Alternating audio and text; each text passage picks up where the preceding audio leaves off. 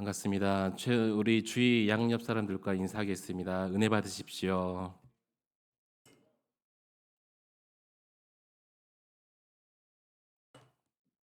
얼굴을 보니까 수요일인데도 벌써 피곤하신 것 같아요. 오늘 말씀을 인해서 주님께서 주신 능력으로 말미암아 모든 것 다 날려버리고 또 기쁜 마음으로 이 또 은혜를 누리시는 귀한 시간 되시기를 축원합니다.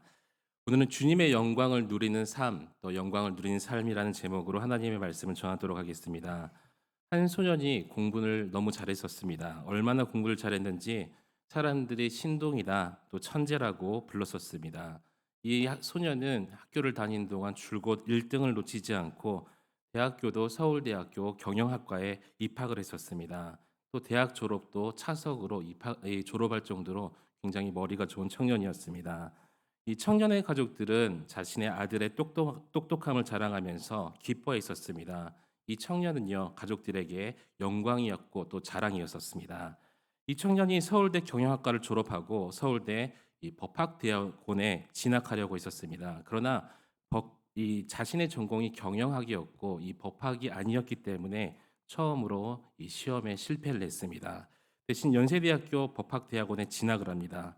서울대학교 이 법학대학원에 진학하지는 못했지만 청년은 여전히 이 가족들과 자신을 칭찬하는 이 주변 사람들의 기대를 저버리고 싶지 않았습니다. 그래서 더욱 열심히 공부했습니다. 그런데 지금까지 자신이 제일 잘했다고 생각하는 그 공부가 마음먹은 대로 쉽게 되지 않았던 것이었습니다.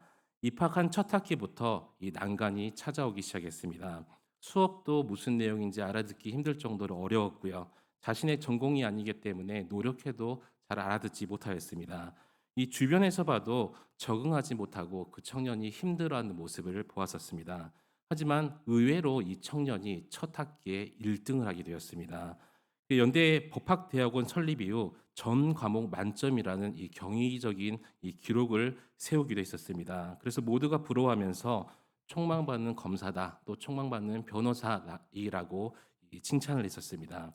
그런데 2학기 기말고사를 앞두고 늦은 밤에 교수실에서 있었던 그 청년을 붙잡았습니다. 청년은 늦은 밤에 이 교수실에 들어가서 이 시험 문제를 몰래 복사하려다가 붙잡혔던 것입니다. 청년은 단지 내가 사람들에게 이제까지 칭찬받고 살아왔으니까 계속해서 칭찬받고 싶다, 인정받고 싶다, 박수갈채를 받고 싶어서 1년 동안 무려 16번이나 늦은 밤에 몰래 교수실에 들어가서 문제를 빼앗던 것이었습니다. 오직 박수받고 주목받고 싶다는 그 욕심 때문에 그는 천재 소년에서 하루아침에 범죄자로 낙인 찍혀 버렸다는 것입니다.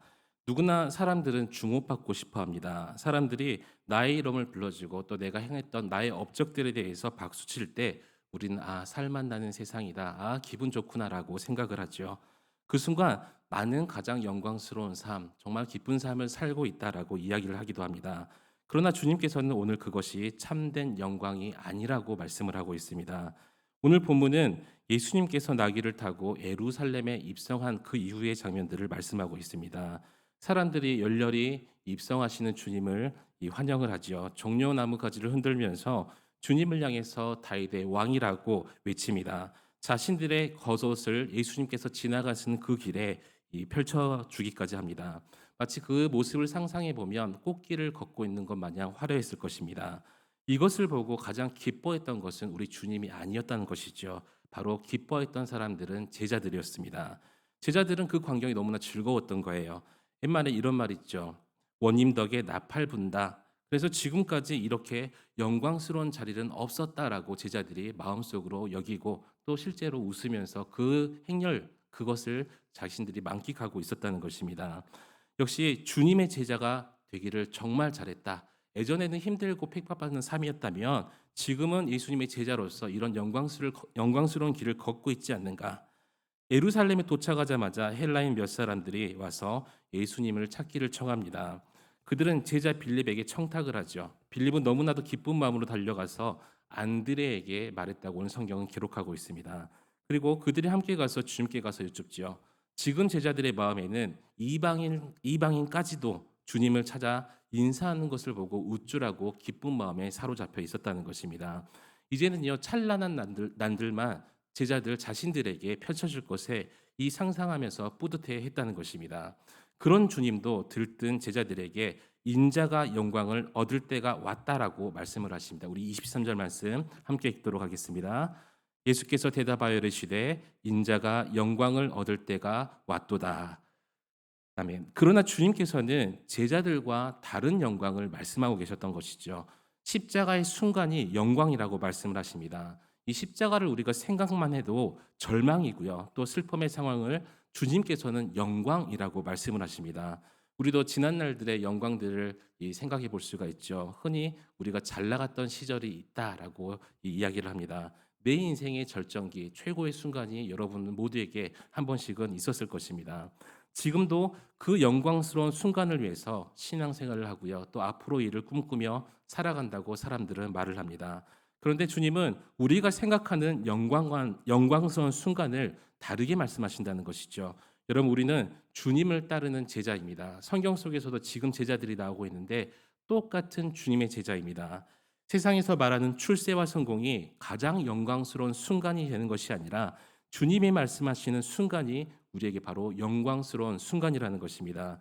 저는 먼저 오늘 말씀의 제목처럼 영광을 특별히 주님께서 주시는 그 영광을 여러분의 삶 속에 누릴 수 있기를 우리 주님의 이름으로 간절히 축원합니다.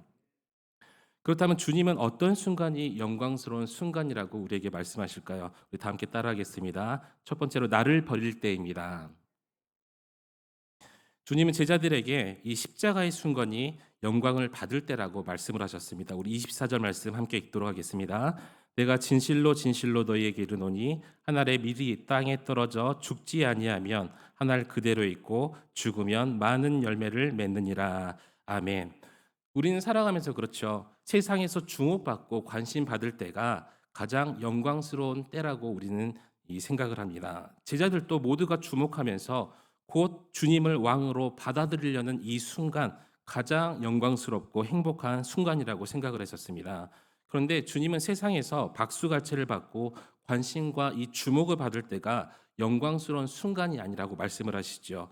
물질을 넣어서 우리가 부자가 되었어요. 부한 자리에 오르게 된 이 성공의 순간이 영광의 순간이라고 말씀하지 않습니다. 사람들의 인기를 얻을 때가 영광의 순간이라고 말씀하지 아니하십니다.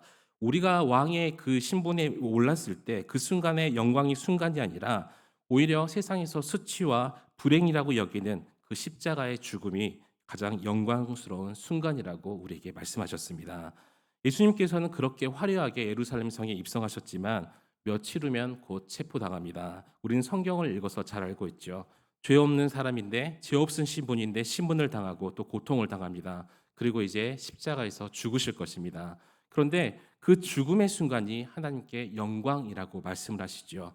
예수님께서 십자가에서 마지막으로 다 이루었다 이 말씀처럼 하나님의 영광의 순간이 그때가 될 것이라는 것입니다.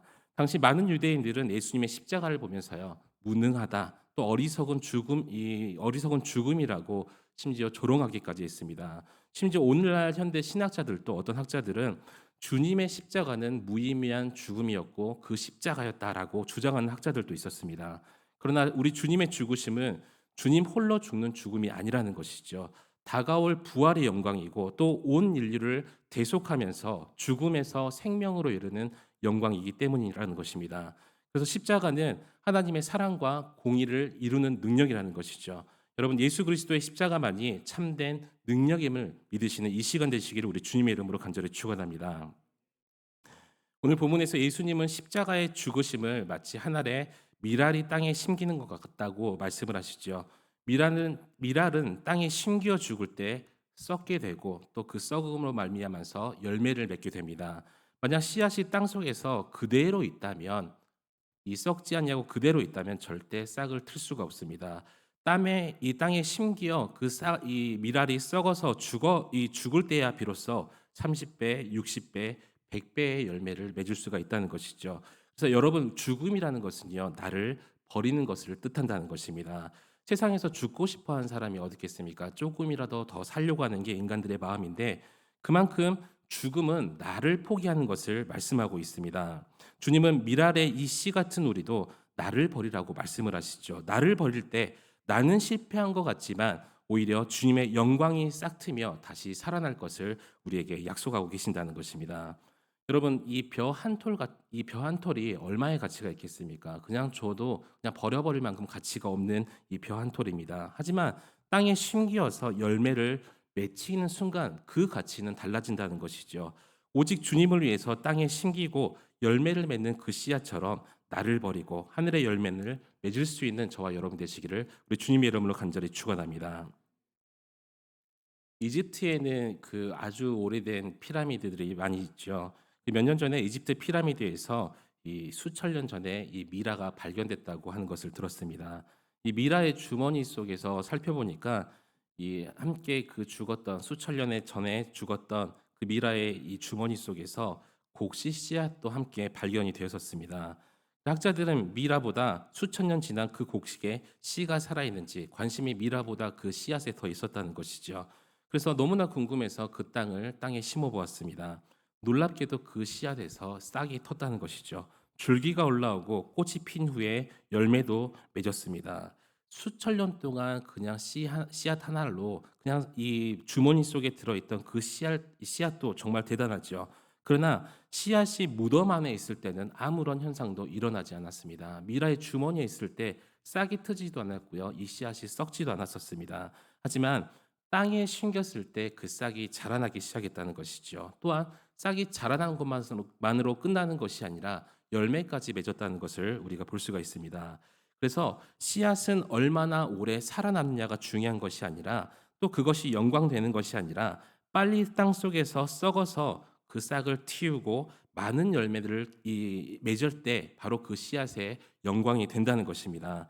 벼의 씨앗이 가만히 있는 것이 영광이 아니라 배고픈 사람들에게 이 배를 채울 수 있는 벼의 열매가 되어서 밥이 되는 것이 진정한 이 벼의 이 씨앗의 영광이며 기쁨이라는 것이죠. 여러분, 씨앗이라는 것은요 정말 위대합니다. 작은 겨자씨 하나리 이 하나가 큰 나무를 이루죠. 또 하나의 씨앗이 심겨지면 100배의 열매를 얻기도 합니다. 그래서 이 사과 속의 씨앗은 우리가 사과를 잘라보면 아 이거 사과 씨앗이 몇 개 들어있구나 눈으로 확인할 수는 있지만 사과 씨앗 속의 사과는 오직 하나님만이 셀 수 있다는 것을 여러분 기억하시기 바랍니다. 내가 심은 그 사과의 씨앗이 하나가 내가 봤을 때는 작은 씨앗 아무런 가치가 없는 것 같지만 하나님께서 그 많은 열매를 맺게 해주신다는 것이죠. 그래서 저와 여러분이 그 놀라운 기적의 씨앗이 되기를 우리 주님의 이름으로 간절히 축원합니다. 또한 소망과 믿음의 씨앗이 될 수 있기를 주님의 이름으로 간절히 축원합니다. 우리는 모두 하나님 앞에 모두 씨앗이라는 것이죠. 우리가 믿는 그 복음의 말씀 속에는 생명의 힘이 담겨져 있습니다. 그래서 우리는 하나님의 영광스러운 나무가 되어야 될 줄 믿습니다. 사과 씨앗 하나가 많은 열매를 맺는 것처럼 우리도 많은 열매를 맺어야 된다는 것이죠. 그런데 그 영광을 위해 반드시 죽어야 된다고 우리에게 말씀하고 계십니다. 죽지 않고 그대로 있으면 그 열매들을 맺지 못한다는 것이죠. 우리의 인생의 열매가 없는 이유가 무엇이냐면 아직 우리가 죽지 않았기 때문이라는 것입니다. 예수님은 죽어야 열매 맺는 원리를 말씀하십니다. 그래서 하나님이 원하시는 그 십자가를 위해서 목숨까지 아끼지 않으셨다는 것이죠. 여러분, 우리도 마치 이 씨앗의 껍질을 깨듯이 나를 버리고 나의 자아를 주님 앞에서 죽일 수 있어야 됩니다. 내 욕심을 버리고 또 내 고집을 꺾을 수 있는 우리가 되어야 된다는 것입니다. 여러분, 내 모습으로 살아가는 것이 영광스러운 모습이 되는 것이 아니라 또 내 마음대로 살아가면서 내 편한 대로 살아가며 또 내 편한 대로 신앙생활하는 것이 영광스러운 모습이 아니라 그것은 잠시 좋고 편할 수는 있지만 주님께서는 내 생각을 버리고 이 인생의 껍질을 깨어나갈 때 영광이 있다고 우리에게 말씀하고 계십니다. 그래서 오직 나를 버리고 하나님의 영광스러운 그 열매를 바라보면서 또 우리를 죽여서 많은 열매를 맺을 수 있는 저와 여러분 되시기를 우리 주님의 이름으로 간절히 축원합니다. 두 번째로 주님은 어떤 순간에 영광스러운 순간이라고 말씀하십니까? 우리 따라하시기 바랍니다. 주를 따를 때입니다. 우리는 세상에서 조롱받고 또 이 비난받을 때 절망을 하죠. 어떤 사람들은 연예인들을 보니까 그 댓글에 적혀 있는 이 악플을 보고도 많이 절망을 하고 심지어는 목숨을 포기하기까지도 합니다. 저는 이해가 가지가 않았어요. 어떻게 뭐 저런 글 하나로 이렇게 마음 상하고 심지어는 자기 목숨까지 포기할 수 있을까? 그래서 제가 이 인터넷 저희 홈페이지 담당이기 때문에 유튜브 담당이기 때문에 제가 유튜브를 쭉 살펴보니까 제 설교 중에 싫어요가 하나 있더라고요. 얼마나 마음에 상처가 되는지 그게 막 절망까지는 아니더라도 심한 상처가 사실은 좀 됐었습니다. 그렇게 우리는 세상의 비난과 절망 속에 처음 이렇게 약한 존재들이에요. 우리가 힘이 없고 능력이 없어서 그 비난을 피하지를 못합니다. 우리의 연약함 때문에 그것 때문에 시달리게 되어 있습니다. 그러나 주님은 주님을 모욕하며 또 조롱하는 자들을 멸시하실 또 멸해 버리실 권세를 가졌음에도 불구하고 그렇게 행하지 않으셨지요. 병정들에게 붙잡히시던 그날 밤에 예수님께서 겟세마네 동산에 올라가서 기도를 하셨습니다. 기도를 마치시고 내려가실 때 주님을 붙잡으려고 왔던 사람들에게 너희가 찾는 예수가 나라고 말씀을 하십니다. 주님은 스스로 붙잡히셨던 것이죠. 그들이 거기에 있는지 알고 계셨던 분이 우리 예수님이셨습니다. 스스로 예수라고 말씀하셨을 때 주님을 잡으러 온 자들이 모두 깜짝 놀라며 뒤로 자빠집니다. 여러분, 우리 주님은 보기만 해도 놀라 자빠지는 신성이 있기 때문에 그런 권세를 가지신 분이시라는 것이죠. 말씀하지 않고 생각만 하셔도 모든 것을 다 이루실 수 있는 분이 바로 우리 주님이십니다. 그런 주님께서 원하시면 무엇이든지 할 수 있다는 것이죠. 그러나 주님은 그렇게 하지 않으셨습니다. 주님은 아버지의 뜻대로 행하는 것이 영광을 돌리는 일, 하나님께 영광됨을 알고 계셨기 때문이라는 것입니다. 우리 26절 말씀 다 함께 읽도록 하겠습니다.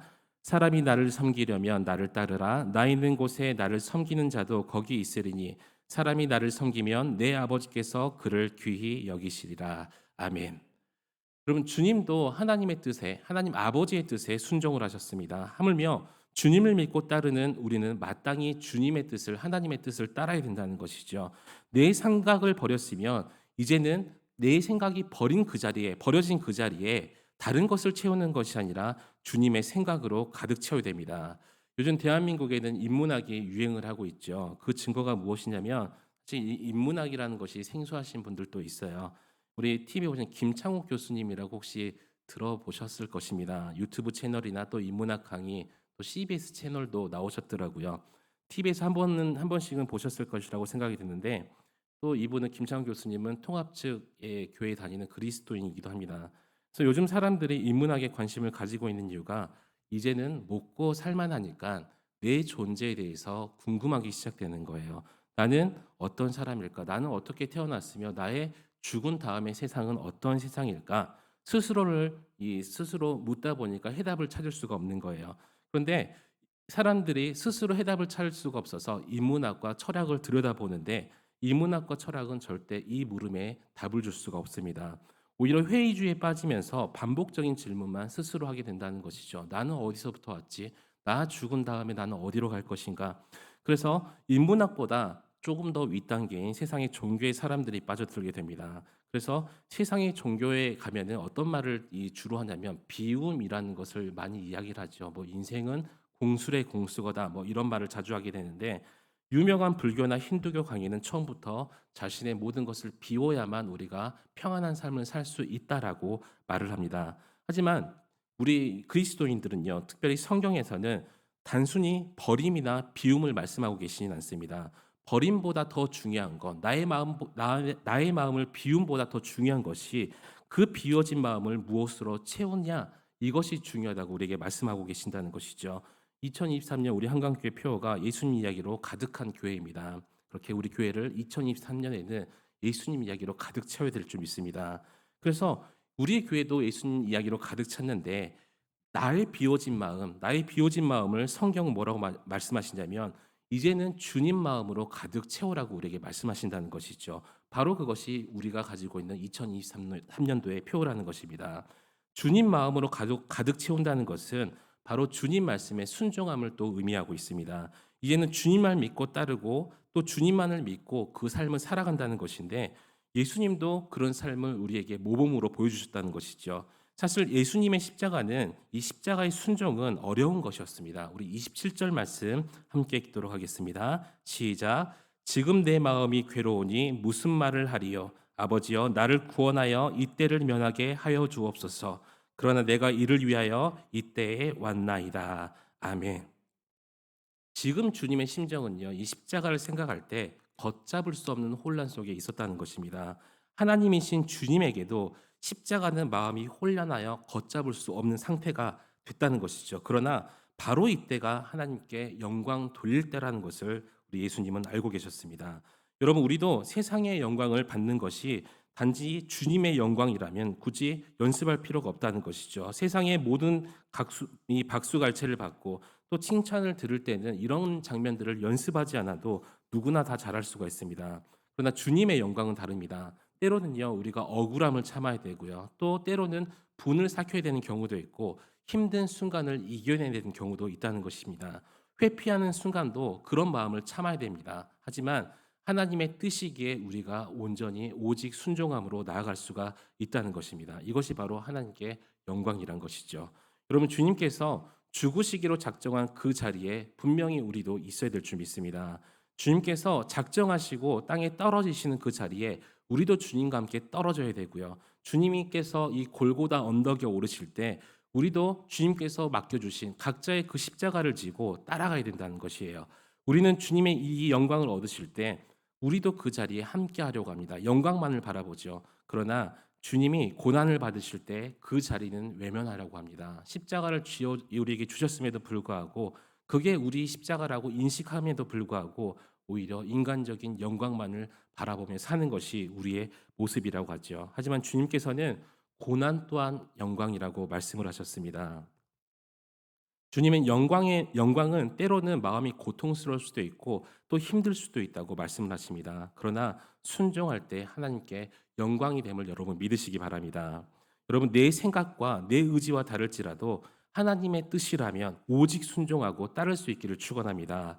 하나님이 기뻐하시는 일이라면 지금도 십자가와 같은 수치이고 또 고난 같아 보이지만 곧 부활의 영광이 또 하나님께 영광 돌릴 수 있음에 기쁨으로 또 우리가 그 십자가를 믿음으로 선포하고 또 믿음으로 질 수 있는 저와 여러분이 되시기를 우리 주님의 이름으로 간절히 축원합니다. 이 구약 성경 에스더를 보시면 이 하만의 모략으로 모든 이스라엘 백성들이 이 죽음의 위기에 처하게 되었었습니다. 그때 에스더는 자신의 민족을 위해서 왕 앞에 나아가지요.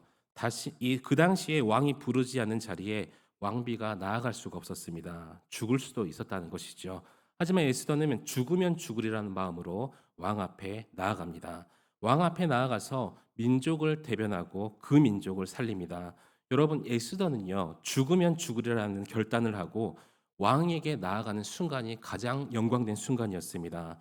우리도 손해보고 때로는 힘들 수도 있지만 에스더와 같이 죽으면 죽으리라는 그 결단으로 나에게 주어진 그 십자가를 질 수 있다. 그 십자가를 지겠다고 결단할 때 그 순간이 바로 영광의 순간으로 바뀐다는 것이죠.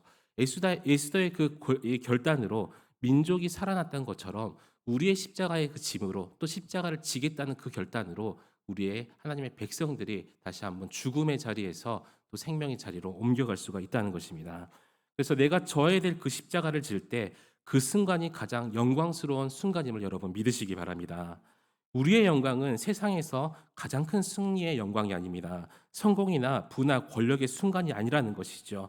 때로는 십자가가 고난이라는 모습으로 우리를 찾아올 때도 있습니다. 하지만 진짜 영광은 실현과 실패의 모습으로 또한 찾아올 때가 있습니다. 죽을 것 같은 고난으로 찾아오기도 합니다. 그러나 우리는 주님과 함께 그 순간을 이겨내야 된다는 것이죠. 오직 주님을 의지하면서 믿음으로 순종함으로써 또 그 십자가를 지어지고 또 짊어지고 또 그 십자가를 잘 감당할 수 있는 저와 여러분 되시기를 우리 주님의 이름으로 간절히 축원합니다. 마지막 세 번째로 주님이 어떤 순간이 가장 영광스러운 순간이라고 말씀하십니까? 따라하시기 바랍니다. 주를 높일 때입니다. 예수님은 자신의 생명을 버리시고 아버지의 뜻을 따를 때 하나님의 영광이 됨을 알고 계셨습니다. 그래서 이제 아버지의 이름을 영광스럽게 하옵소서 주님께서 오늘 본문에 이렇게 말씀을 하시죠. 그리고 하나님은 이미 예수님의 그 모든 사역으로 영광을 받으셨고 앞으로 행하실 그 십자가와 부활의 영광을 받으심을 말씀하고 계십니다. 우리 28절 말씀 함께 읽도록 하겠습니다. 시작. 아버지여 아버지의 이름을 영광스럽게 하옵소서 하시니 이에 하늘에서 소리가 나서 이르되 내가 이미 영광스럽게 하였고 또다시 영광스럽게 하리라 하시니 아멘. 이 하나님께서는 십자가 앞에 오신 그 주님을 보시면서 이미 영광을 받았다고 말씀을 하셨습니다. 그리고 이제 주님께서 그 지시 십자가를 통해서 더 큰 영광을 받게 될 것이라고 말씀을 하시죠. 여러분, 하나님께서는 이 하나님의 영광은 예수님의 십자가에 달려 있습니다. 주님이 십자가를 잘 지시면 영광을 받으시는 것이고요. 피해가면 그 십자가를 피해 가시면 영광이 가려지게 됩니다. 주님은 우리에게도 말씀하고 계시죠. 주님의 영광은 우리의 십자가를 우리가 지느냐 지지 않느냐에 따라서 달려 있다고 말씀을 하십니다. 나도 주님의 십자가를 잘 감당하면 주님께서 영광을 받을 것이고, 내가 십자가의 사명을 피해서 도망치면 주님의 영광이 가려진다는 것이죠. 내가 십자가에서 내 자아가 죽고 내 욕심이 죽어버릴 때 이 하나님의 영광이 드러나고, 반대로 내 십자가 앞에서 내 생각이 살아나고 내 욕심이 살아날 때 주님의 영광은 사라진다는 것입니다. 제가 광주에서 사역했을 첫 번째 사역을 했을 때예요. 제 아들에게는 사촌 누나가 두 명이나 있습니다. 제 동생 목사님의 두 딸들인데, 제 동생 목사님과 한 교회에서 같이 사역을 했었습니다.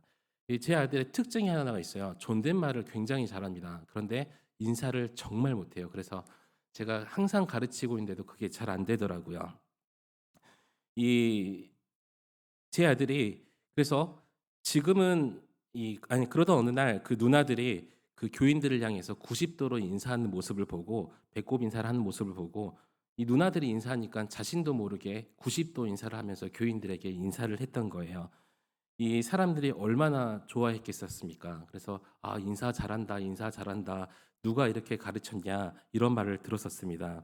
여러분, 믿음도 본을 보이는 것입니다. 먼저 교회 다니고 먼저 믿은 사람들이 좋은 본을 보여야 된다는 것이죠. 누나들을 따라서 그렇게 인사하니까 사람들이 나중에 누구를 칭찬하신 줄 아십니까? 그 아이를 칭찬하는 것이 아니라 요즘에 아이들은 인사도 잘 안 하는데, 그 단지 한번 그 인사를 잘했을 뿐인데 부모인 저와 저의 아내를 칭찬하는 모습을 보았습니다. 이렇게 여러분의 자녀가 잘 되면, 또 자녀들이 잘 되면 부모가 칭찬을 받습니다. 또 다시 말하면 영광을 받게 된다는 것이죠.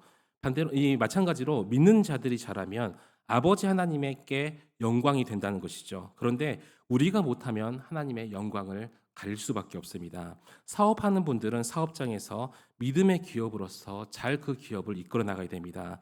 직원들이 보고 있고 또 경쟁 업체가 보고 있기 때문입니다. 또 직장 다니신 분들은 직장에서 잘해야 됩니다. 믿음의 사람인 것을 동료들이 알고 있기 때문이라는 것이죠. 학교와 가정, 이웃들에게 우리는 잘해야 됩니다. 얼마나 잘해야 하는지 주님은 우리가 빛이며 소금이라고 말씀을 하시죠. 여러분, 모임에서 사실은 중간적인 위치하는 것도 사실 쉬운 일이 아닙니다. 그런데 제일 눈에 띄는 사람, 또 제일 높은 자리에 올라가려면 얼마나 힘들겠습니까? 그런데 어두움 속에서요, 빛이라는 것은 감추려고 해도 감출 수가 없습니다.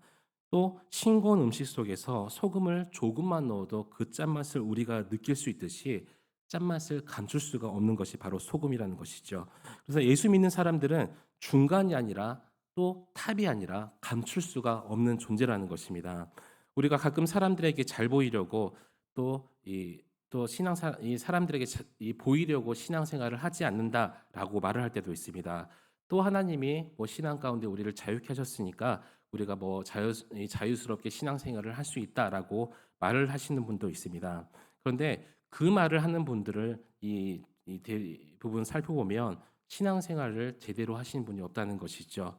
그래서 그렇게 말씀하시는 분들이 더 헌신 안 하고 더 기도 생활도 안 하고, 정확하게는 사람을 의식하지 않는다는 의미나 자유하다는 말, 이제는 하나님의 영광을 위해서 위한다는 뜻으로 포장해 가면서 자신의 신앙생활들을 제대로 하지 못하는 분도 있습니다. 내가 하는 일을 아무도 몰라줘도 하나님의 영광만 된다면 당장 내게 이익은 없지만 인내를 하면서 감당할 수 있는 우리가 되어야 됩니다. 그런데 반대로 사람들에게 욕먹고 있으면서 아무리 나를 욕해도 나를 사람들은 의식하지 않는다라고 이야기를 합니다. 무슨 말이냐면, 내가 본이 되지 않아서, 내가 사람들을 의식하지 않아서 욕먹는 것인데, 그것을 마치 믿음이란 말로 우리는 하나님 앞에 뒤집어 씌우려고 한다는 것이죠. 여러분, 믿음의 사람은 마땅히 믿음의 본을 보이면서 살아야 됩니다. 내 기분, 내 감정에 따라서 이 상황에 따라서 신앙생활을 하는 것이 아니라는 것이죠. 오직 주님이 기뻐하며 교회에 유익이 되는 십자가의 삶을 살아가면서 다른 사람에게 본이 되는 그 사람이 바로 우리가 되어야 된다는 것입니다. 여러분, 십자가의 삶이 하나님께 반드시 영광이 됩니다. 주님께서는 내 편의대로 십자가를 고르라라고 말씀을 하신 적이 없습니다. 주어진 십자가를 지고 각자에게 주어지신 이 십자가가 다른데 그 십자가를 지고 주님을 위해서 살아가라고 말씀하십니다. 그래서 하나님의 영광은 내가 지고 있는 이 십자가와 같은 사명에 달려 있다는 것이죠. 내가 십자가의 그 사명을 회피하게 되면 십자가의 영광은 가려지고 사라지게 됩니다. 그러나 내가 십자가에서 나를 죽이면 하늘의 미랄이 열매를 맺는 것처럼 그 열매를 통해서 하나님께서는 영광을 받으신다는 것이죠. 여러분, 오늘도 나에게 주어진 그 십자가를 잘 지고 주님만을 따를 수 있는 여러분 되시기를 우리 주님의 이름으로 간절히 축원합니다. 말씀 맺도록 하겠습니다. 삼청 감리교회 다니는 황숙희 권사님이 계십니다. 황 권사님은 99세인 2018년도에 자신의 삶에 대한 간증의 책을 썼습니다. 제가 가지고 있는 책인데 그 책의 제목은 남는 것은 사랑뿐일세라는 책입니다. 우리는 인생의 노년을 마치 낙엽 같다고 이야기를 하지요. 쓸쓸하게 떨어지는 나무 같기 때문이라고 또 여기기 때문입니다. 그런데 권사님도 이 책 내용을 보니까 인생의 노년은 계절의 끝이라고 이렇게 하더라고요. 그런데 인생은 낙엽이 떨어지듯 이제는 교회와 가정에 그 떨어진 낙엽으로 밑거름이 되겠다고 말씀하신 분이 바로 이 권사님이십니다. 사람들은 떨어지는 것을 서글픈 것이라고 이야기를 하지요. 늙어버리는 것이 또 서글프고 안타깝다라고 이야기를 합니다. 또 낙심하시는 분들도 있습니다. 하지만 성도는 낙엽처럼 떨어지는 것도 주님을 위해서, 교회를 위해서 밑거름이 된다는 것입니다. 내가 밑거름이 되어서 교회를 살리고 다른 사람들을 살릴 수 있는 것이 바로 성도의 믿음이며 힘이심을 여러분 믿으시기 바랍니다. 여러분, 예수 믿는 사람들은 정말 잘 살아야 됩니다. 잘 사는 것이 바로 하나님의 영광을 나타내는 일이기 때문입니다. 우리가 잘 살아서 교회에서 가정에서 주어진 삶에서 아름다운 밑거름이 되어야 됩니다. 여러분, 지금 아픔과 불편도 세상에서 떨어지는 것처럼 보일 수도 있습니다. 하지만 이 모든 것은 하나님의 영광을 위한 밑거름이심을 여러분 기억하시기 바랍니다.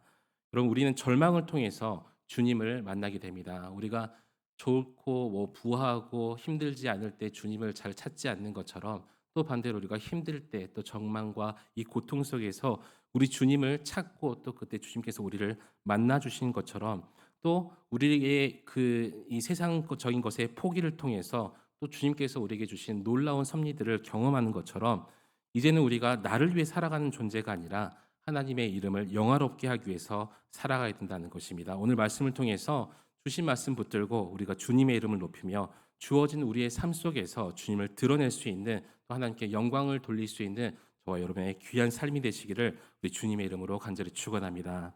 이 시간 주신 말씀 붙들고 같이 기도하기 원합니다. 하나님, 우리에게 주신 삶을 하나님의 영광을 위해 살게 하여 주시옵소서. 하나님을 위해 나를 버리게 하여 주시옵소서. 아버지, 우리가 걸어가는 길이 아버지 우리가 흔히 말하는 고통과 고난의 십자가의 길일지라도 주님만을 따르는 삶을 살게 하여 주시옵소서. 아버지, 우리의 삶이 온전히 주님만을 높이는 삶 되게 하여 주시옵소서. 다 같이 주님의 이름을 크게 한번 부르시고 간절히 기도하며 나아갑시다.